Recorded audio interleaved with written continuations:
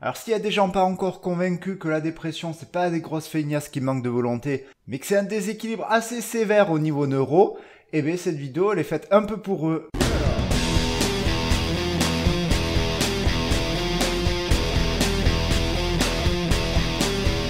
Bon, j'avais plein de choix pour approfondir la dépression. Mais ce sujet me paraissait le mieux pour que la populace, elle comprenne ce que c'est la dépression et que c'est une vraie maladie.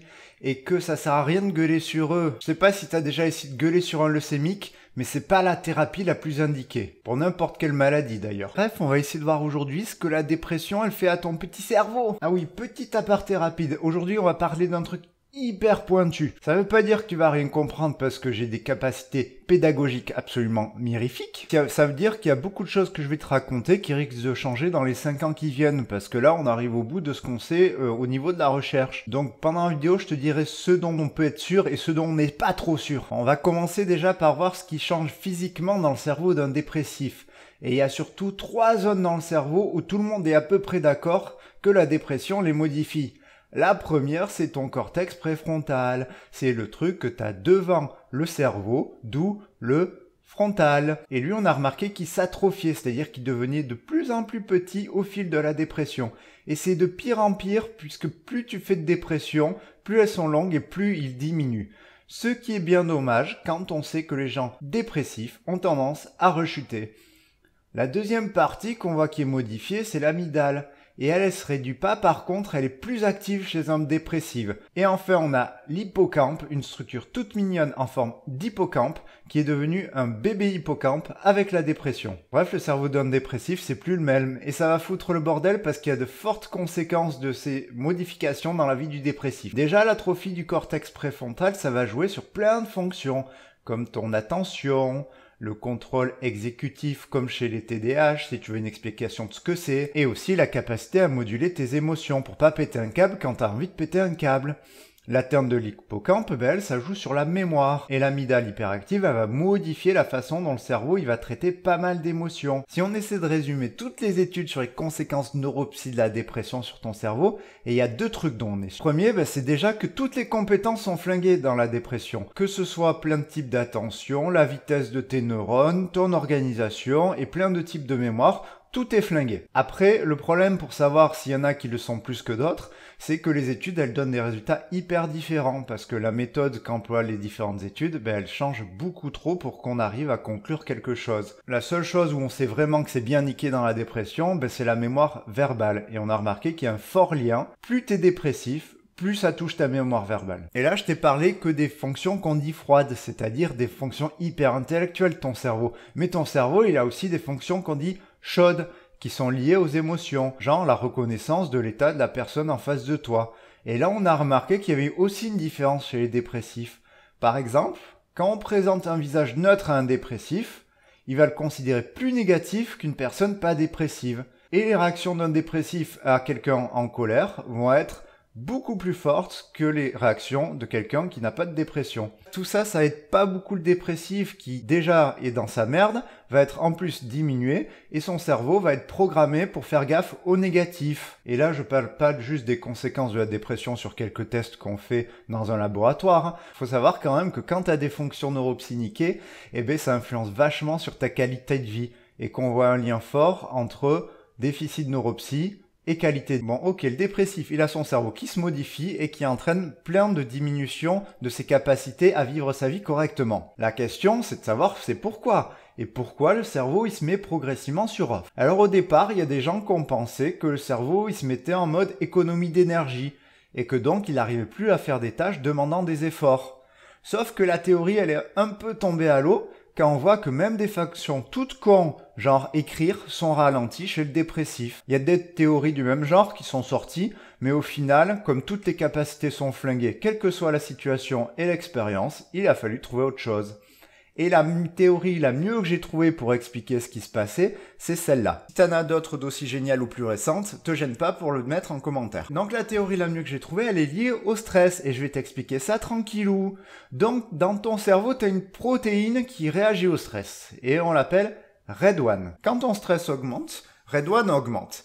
Et on sait que RED1, ce qu'elle fait, c'est que elle inhibe le réseau mTORC1. Alors inhiber, c'est le contraire d'activer. Donc ça veut dire que RED1, plus elle est nombreuse, moins mTORC1 il peut fonctionner correctement. Et le problème qu'on a, c'est que mTORC1, eh ben, il répare ton cerveau. Donc soumis à un stress très important, mTORC1, il peut plus être présent dans les parties de ton cerveau pour le réparer, et donc elles vont s'atrophier progressivement.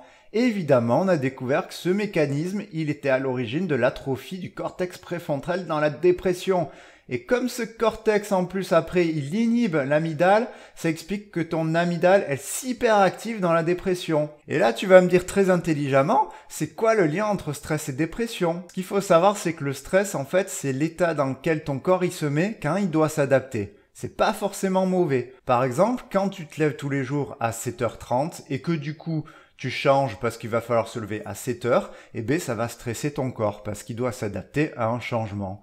Du coup, quand tu vois tous les changements que doit gérer un dépressif et qu'il y a des théories qui pensent quand même que le début de la dépression, c'est justement son cerveau qui essaie de s'adapter, on voit bien que la dépression atteint ton système nerveux et donc augmente RED1, qui va détruire ton cerveau. Alors cette théorie, elle est cool parce qu'elle explique plein de choses. Par exemple, le fait que des changements de vie comme divorce ou déménagement, ça augmente les chances de dépression. Ça explique aussi pourquoi quand t'es stressé très longtemps, t'augmentes tes chances de dépression. Ça explique aussi que les symptômes dépressifs et de stress post-traumatique se confondent dans plein de problèmes, comme les décès ou le burn-out. Et aussi, ça explique pourquoi plus tu déprimes longtemps et plus ton cerveau s'atrophie, et ça explique plein d'autres choses, notamment l'effet de certains antidépresseurs. Donc, si on résume jusqu'à présent tout ce que je t'ai dit.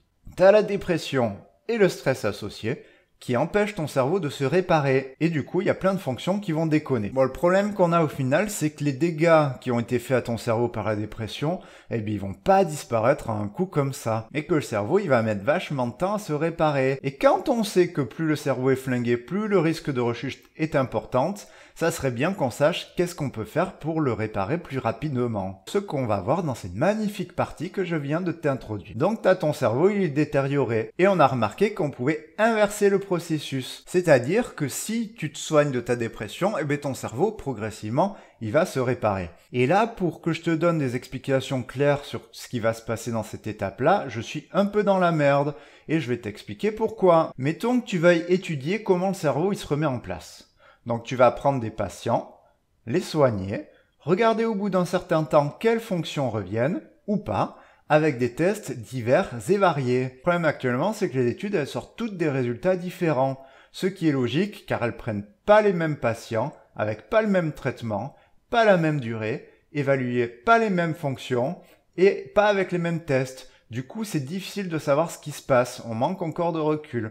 Par contre, il y a 3 choses dont on est sûr pour l'instant. C'est que 1, la fin de la dépression ne veut pas dire la fin des problèmes neuro. Ton cerveau, en gros, il va mettre du temps à retrouver ses esprits, quel que soit le traitement. En général, ils disent de 6 mois à 1 an selon les études. Deuxièmement, c'est que les médicaments, ils ont assez peu d'effet sur les fonctions froides de ton cerveau et les améliorent pas tant que ça. Troisièmement, ce qu'on sait par contre, c'est que les médicaments, eux, ils vont améliorer tes fonctions de chaude directement, ce qui est quand même déjà pas mal. Voilà, donc en fait, on n'en sait absolument rien du tout de ce qu'il faut faire. Par contre, ça n'a pas empêché les gens de commencer à essayer de trouver des solutions pour que le cerveau se répare plus rapidement. Par exemple, on essaie de développer la remédiation cognitive. Alors ça, c'est des exercices de mémoire ou d'attention qui permettraient de remettre plus rapidement ton cerveau en état. Alors il y a quelques résultats, mais par contre ce qu'il faut faire gaffe, c'est pas juste de faire les exercices devant son écran d'ordi. Parce que même s'il est meilleur devant son ordi à faire des exercices d'attention, ça veut pas dire que dans la vie de tous les jours, le patient il va s'en sortir.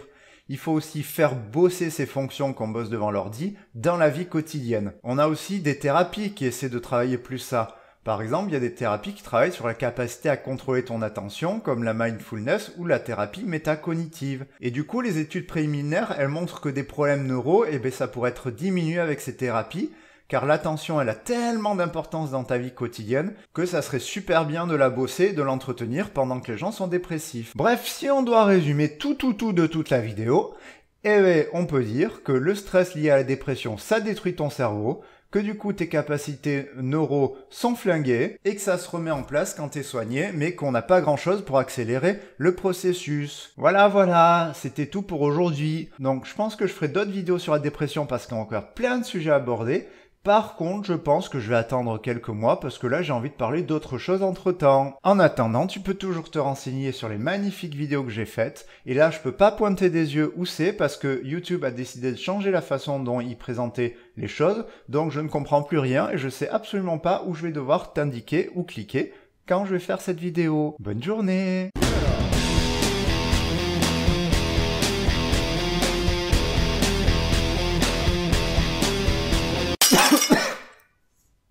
Vive le printemps.